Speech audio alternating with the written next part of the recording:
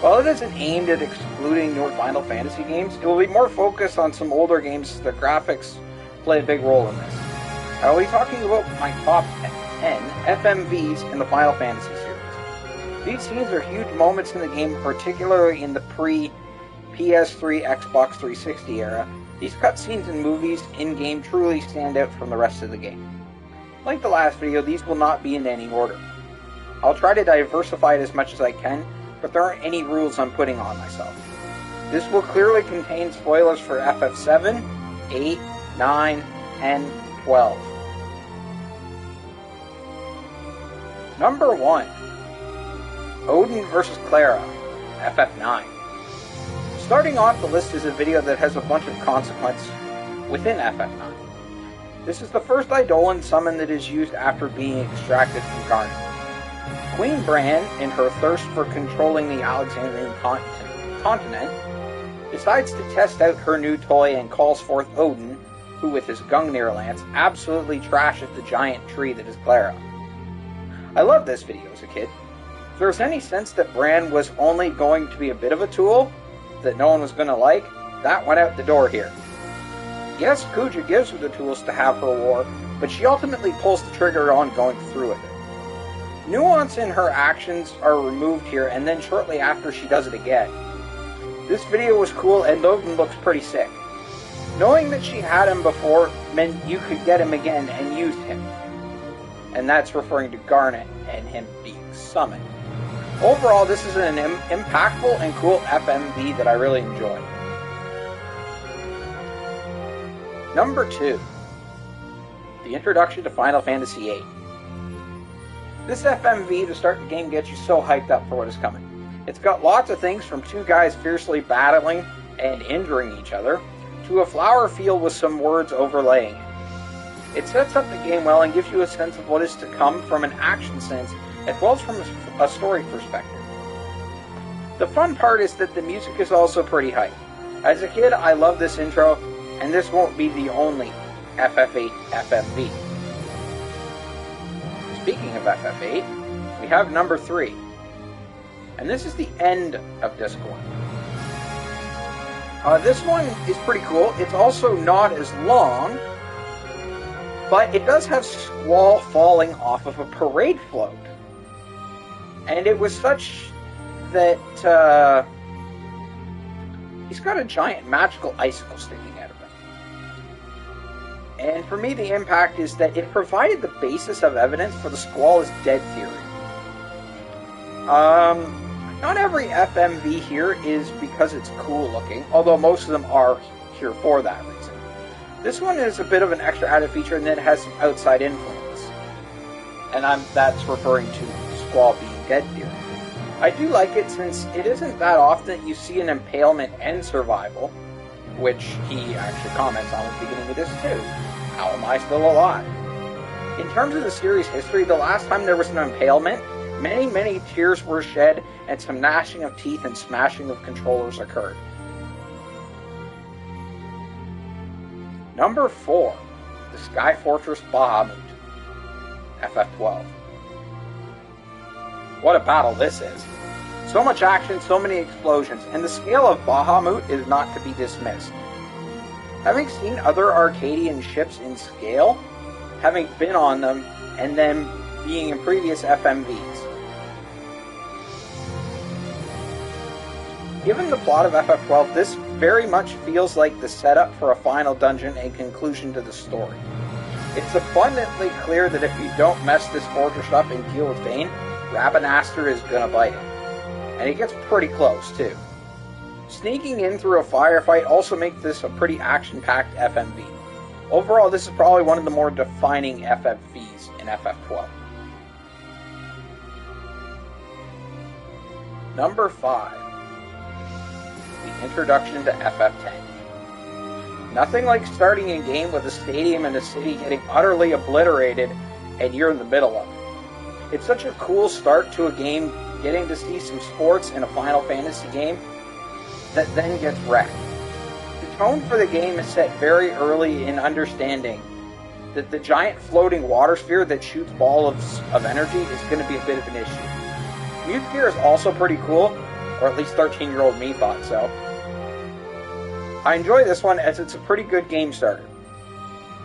It's a fun video to get the game started and introduces our main character and what he's walking into to start the game.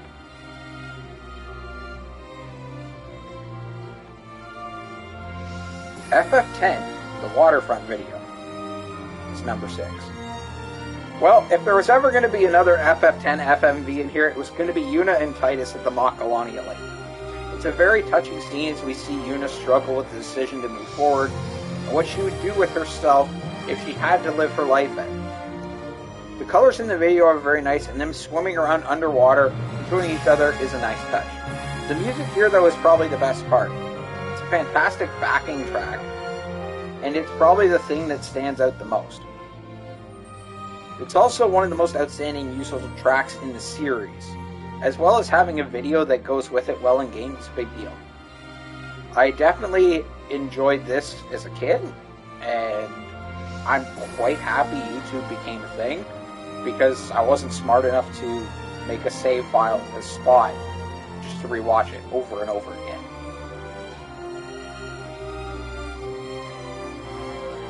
Number 7. The Weapons Awaken, FF7. This is one of those shit just got real moments. These giants popping out of the northern crater is pretty cool. They also nearly make mincemeat out of the highway. It's a good bit like Godzilla and a few of his kaiju buddies showing up and trying to crash a party. It was also the moment in the game where you realize that we are really up a creek.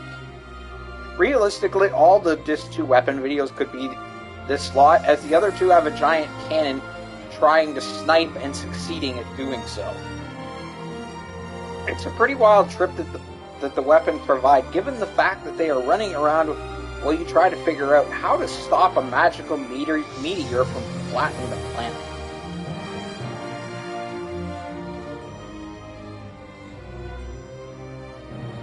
Number 8.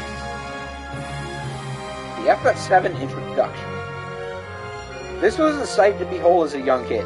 Midgar is such a spectacle in the original game. Well, at least compared to the polygon cloud that appears afterwards. Realistically, this FMV set up a generation of people with the influence the game has, and this is what started their journey. It's amazing seeing the scale of Midgar compared to a person, and then to realize that eventually you see things that make Midgar seem small. This FMV is more of a legacy-defining choice, but it is certainly a good one.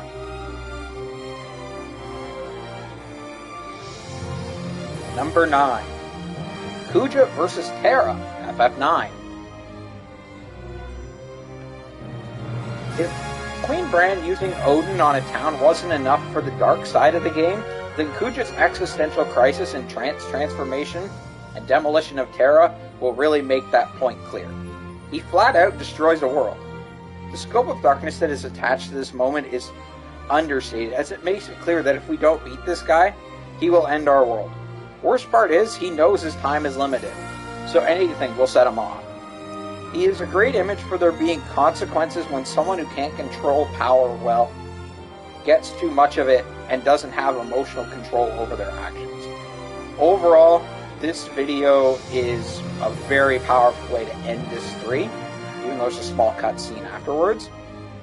And it cannot be overstated that there aren't many examples of entire worlds being destroyed in the series. At least in an FMV, anyway. Number 10. The Ragnarok and Space from FF8. Our last FMV is the Ragnarok going to space and the lunar cry that comes after. This is one hell of a trip.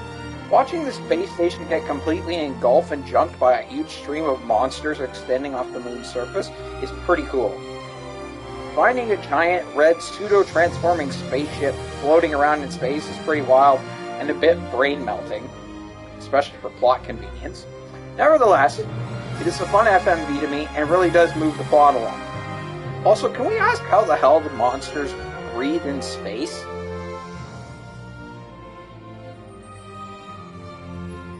So these are my top 10 FMVs from the Final Fantasy series. There are definitely others out there, and I was trying to come up with ones that were not like 10 seconds long per se, but told a story and had some kind of influence on me. And yes, there's all sorts of like little cutscenes and stuff throughout each of the game. I did have to make an explanation with Mrs. Crow on this, actually, on the difference between a cutscene and an FMV.